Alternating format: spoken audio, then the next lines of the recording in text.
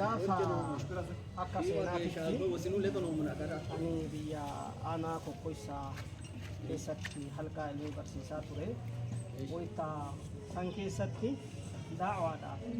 Haji Hussein Ulfaataa rahimahullah rabbi rahmata isaanii haa godhu. Rabbi jannata isaanii haa kennu. Isaantu da'awaafu dhufanii maal qaraasiftanii ni ka'a nuun jedhan. Maal qaraasiftanii ni ka'a ummanni jahiliidhaan dhume ummanni kufriidhaan dhume ummata sidaamaa hin argitanii imimmaa yoo isaa asirra gad dhufu yaasanii jedhan kitaaba walitti cufnee darasaadhaan akka rabbi isin godhe ta'a jedhee ka'ee isaanii waliin deeme haga kunnu garba borodoo jedhanii as keessa haga achiititti deemaa ture agar salaam jedhanii seenaa ajaa'ibaattu jira. Amma wayita isaanitti dhufnu isaan shee Alii jedhamanii shee Alii Adam ilaalaa jedhanii isaaniif nama tokko jira Haji Suleyman jedhanii namni islaamummaa qabate namuma hagam akka magaalaan sun adunnu magaalaa Harbagoonaa jedhanii magaalaa aanaati Addis Ababa wajjii qorqora magaalaa Finfinneedhaan yeroo takka dhaabbamtee jedhama magaalaa guddoo kana keessa jaruma lamaan islaamni jiru. Sanonuti namuma warra gabare baadiyaati malee isaan warra magaalaati miti baadiyarraa warra dhufe sanillee warra nagartanii asliinu islaama miti islaamummaan asallam kana ajaa'iba amma anilleen gaangee wayiiti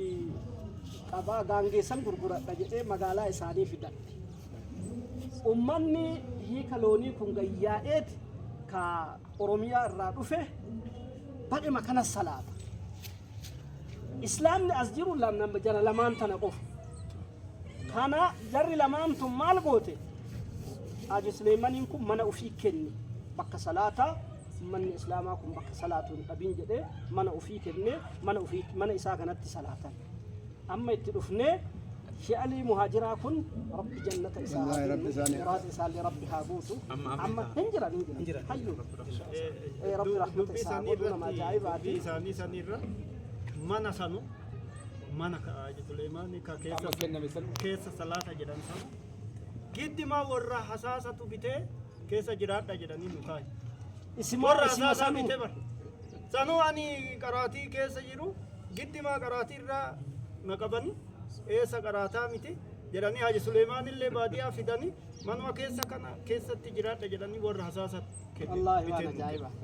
كان علي مهاجرا كون داكو غرغرتا داكو قمدي تنا أوروميا كيسا أساسا دايسي سيفي ديفي أتشي غرغرتا داكو وفيتا غرغرتا تنا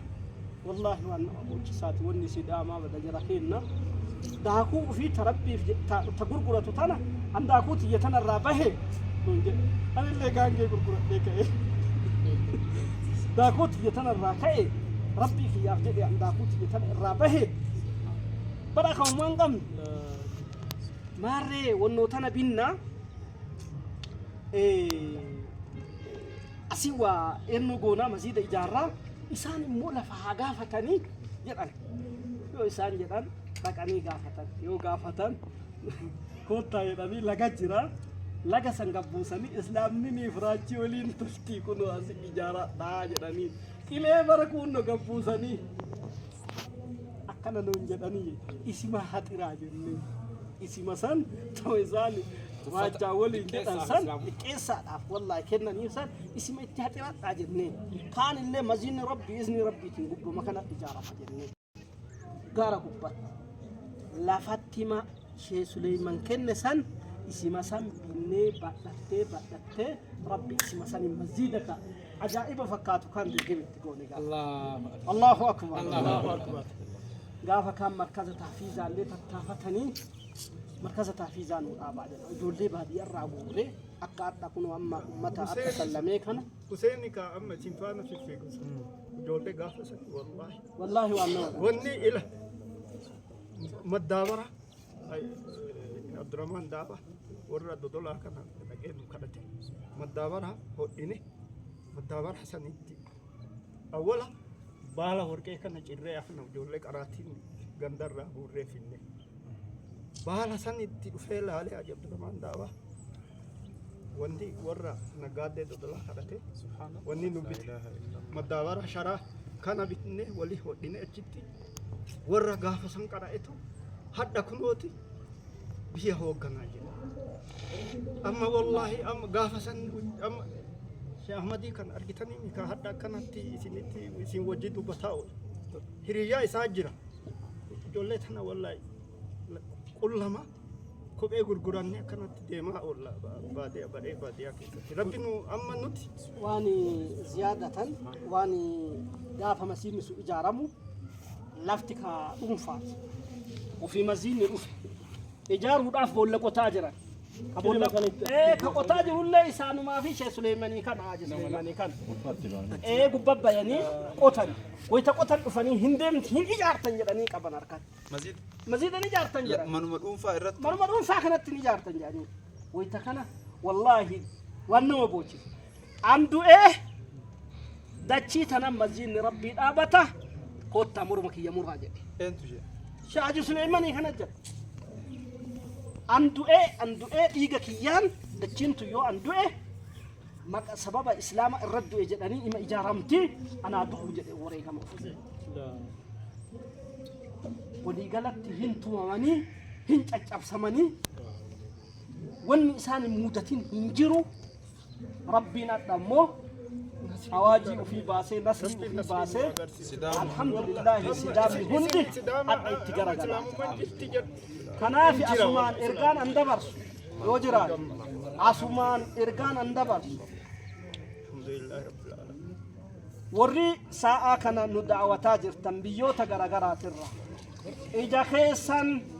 gara biyya sidaamaatitti garagalfadhaa dolchee qabdaniin nu waliin dhaabadhaa sumunii qabdaniin nu waliin dhaabadhaa akkasuma gara biyya dabuubiititti garagalfadhaa walumaa galaan garagal fadda rabbiin sheekha keenya Sheekh Habiib Leencaa rabbi umrii nuu haa dheeressu sheekha keenya Sheekh Xaalibu rabbi nuu haa tiisu sharrii shuruura hundarraa rabbi nuu haa tiisu akkasuma du'aatota keenya warra marxifatee xiwaara danda'uudhaan waa hundaan nu wajji dhaabbatu jiru maqaa rabbii guddaatiin isin gaafadha ummanni islaamaa biyya jirtan irra ijoolleen teenya ta biyya garagaraa teettanii shintibeetii namaa dhiqaa diinaa kaddamna jettanii mana namaatitti rakkachaa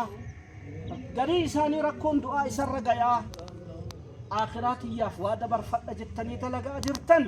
bakka jirtanittiin waliin dhaabadhaa yeroon geettee jirti yeroo nasrii islaamaattu ga'ee jira inshallah dalagaa jirraa hin dalaynaa نوجي أبطال. كارت استاذ كنا شيخ حبيب سينا لما يسان دبتني جل الإسلام ما كليس تفتني بوتاهم ملكاهن ويا دقفتي نما دبلما صدما أولي تسلام ما كبته بلتي خيري سدام كيسا ولايتا كيسا بوران أبوجي كيسا ربين سبب سينكودي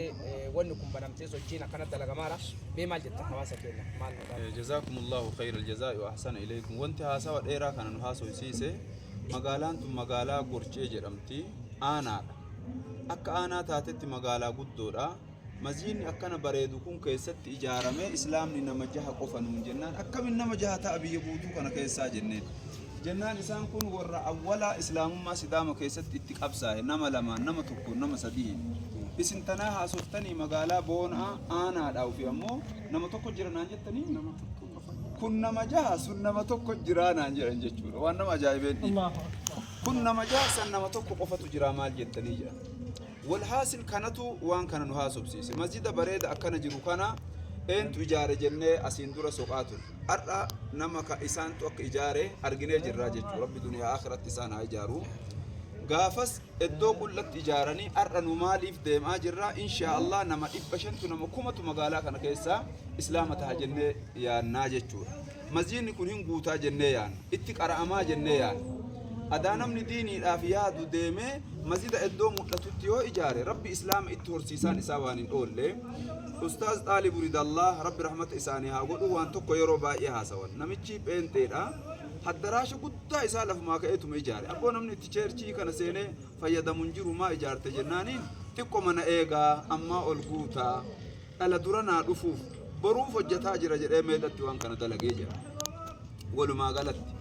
tooftaan uummata Sidaamaatiin qarqaaruun dirqama tahuun isaanillee dammaqanii jiran ilmaan isaanii qara'aa jirti.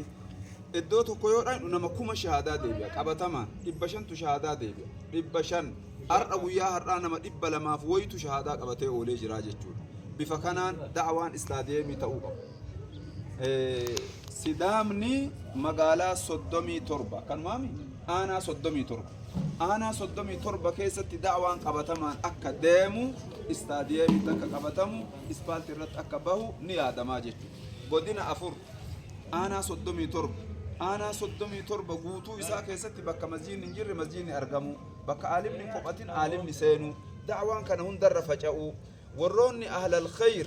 warri harka keessan irraa rabbi khayrii burqisiisu namni diin nabi muhammadiitiif guddina yaaddu Sidaama fuulaan midhadhu wallaahi al'aziim. Arsii keessa deemtee ispaaltii irraa bu'aa ispaaltii irratti masjida ijaaruuf madarasaa ijaaruuf ka deemtu yaa akhii rabbii keetii jedhi guddina diinii islaamaa yaadi daa'iin gamana garagal warri harkaa waa qabdu gamana garagal masjidni ijaaramuu qaba. Du'aanni Sidaamaa ka waa qara'e ka xiqqoma waa beeku kulliin isaanii nama deemee da'waa godhu ta'uu qaba. Mindaan itti bahuu qaba socho'amuu qabaa jechuudha. Magaalaa Arsii keessatti lafa qara masjidni jirutti minaaraa 2 yoo itti gootan masjida qara jiru yoo fooqi jijjiirtan boruu rabbii keessaniin maal himattanii kaayoon walii ibsa guddaa goonu isa kana jechuudha. Kanaaf guyyaa har'aa gammachuu guddaa keessa oollee khayriin guddoon Sidaama fuulaan ilaaltee jirti. Sidaamni hayyoota qabaa beektota qabaa uf beekee jira dammaqaa jira nus qarqaarsa guddaa duubaan dhaabatuu qabnaa waan jedhu kan akka sheeka keenya Sheek Muhammad Amaan bara dheeraaf as keessa deemaa ka turan ka har'a masjiida isaan ijaaran jala dhaabbannee haasa'aa jiru ka ammallee boo'aa jiran kana. Kanaaf amaanaa isinitti haa ta'u kulliin ummata islaamaa fuula keessan gamana garagalfadhaa du'aanni gamana deemaa ilmaan isaanii qaraasisaa. Wassalaamu alaikum warahmatullahi wabarakatuh.